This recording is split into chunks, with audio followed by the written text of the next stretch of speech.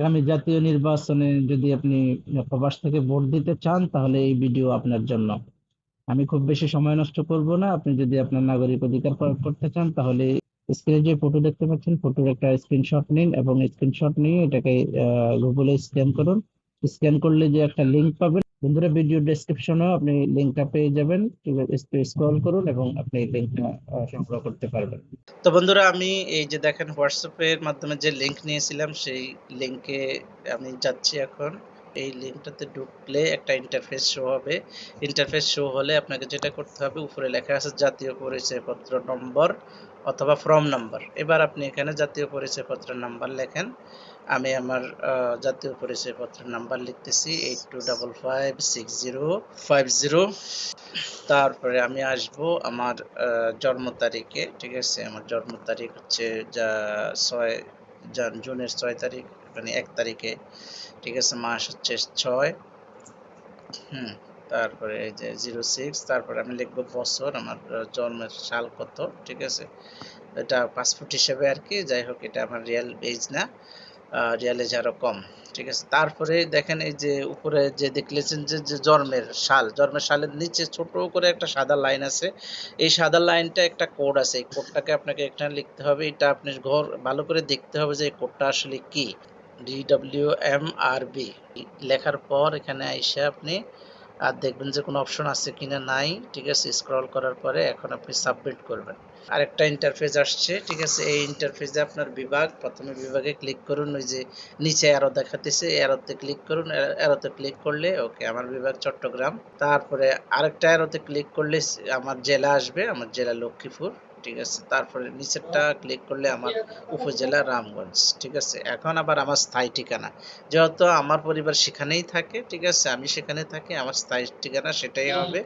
আমার স্থায়ী ঠিকানা বিভাগ চট্টগ্রাম, জেলা লক্ষ্মীপুর, উপজেলা রামগঞ্জ, সেখানেই হবে।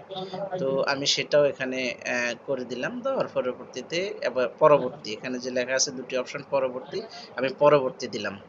ঠিক আছে, এখন আপনাকে বলবে যে আপনার অ্যাকাউন্ট রেজিস্টার করার জন্য আপনি মোবাইল নাম্বার দিন অথবা যোগাযোগের তথ্য পরিবর্তন। আপনি এখানে যদি গালফে থাকেন সেক্ষেত্রে তো বাংলাদেশের মোবাইল নাম্বার মাধ্যমে ওটিপি আনাটা একটু কঠিন সাধ্য ব্যাপার হবে।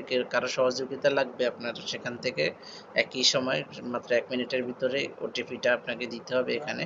তো সেক্ষেত্রে আপনি যোগাযোগের তথ্য পরিবর্তন করে সেখানে আপনি আপনার ইমেলটা দিতে পারেন। করে আমি ইমেলে ক্লিক করলাম। এবার ইমেলে ক্লিক করার পর আমি আমার ইমেল এখানে লিখে দিলাম। ঠিক আছে, আমার ইমেল এখানে আমি লিখে দেব।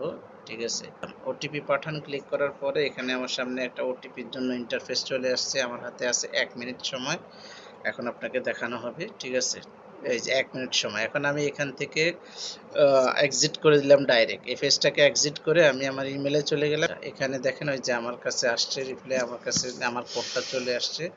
আমি আমার কোডটা এখানে রাইট ডাউন করে নিলাম। ঠিক আছে, রাইট ডাউন করার পর আমি মনে করে নিলাম 596336 যে কোনো পন্থায় আমি এটা নিয়ে নিলাম আমার কোডটা, ভেরিফিকেশন কোডটা। পর এখন আমি আমার এখানে এই কোডটা লিখে দিলাম 59636, যেটা আমি সেখান থেকে লিখে রাখছি বা মনে করে রাখছি। ঠিক আছে, এখন আমি পরবর্তীতে ক্লিক করলাম। পরবর্তীতে ক্লিক করার পর এখানে আমাকে আরেকটা ইন্টারফেস দেখানো হচ্ছে। প্রক্রিয়াটি শেষ করতে হলে 1 নম্বরে আপনার মোবাইলে এনআইডি ওয়ালেট অ্যাপ্লিকেশনটি ইনস্টল করুন। এই এনআইডি ওয়ালেটটি আপনাকে ইনস্টল করার জন্য যদি আগে থেকে না থাকে তাহলে আপনি করে নেন tap to open NID wallet. আমি ট্যাপ টু ওপেন এনআইডি ওয়ালেটে ক্লিক করলাম। ঠিক আছে, আমি ট্যাপ করলাম। ওই যে ওই ট্যাপ করুন বাংলাতে লেখা আছে না, ট্যাপ করুন। ঠিক আছে, দেখেন নিচে এসে ট্যাপ করুন। চলে গেলাম গুগল অ্যাপে। এবার আমি গুগল অ্যাপে গিয়ে, ঠিক আছে, আমি অ্যাপটাকে ইনস্টল করব। এখন ইনস্টল করে নিলাম। আমি সেটাকে ওপেন করলাম। ওপেন করে আমি আমার ল্যাঙ্গুয়েজ চয়েস করে নেব, ইংলিশ হোক আর যেটা আপনি কমফোর্টেবল হবেন। তারপরে এগ্রি অ্যান্ড কন্টিনিউ লিঙ্কে ক্লিক করলাম, সেটা অটো স্ক্যান হয়ে গেল। এই যে আমার মুখগুলো স্ক্যান করার ধাপসমূহ এখানে চলে আসছে।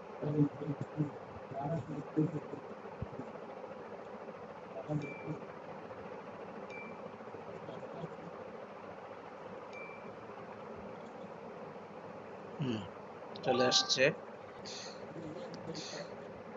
ঠিক আছে, ক্লিক করুন।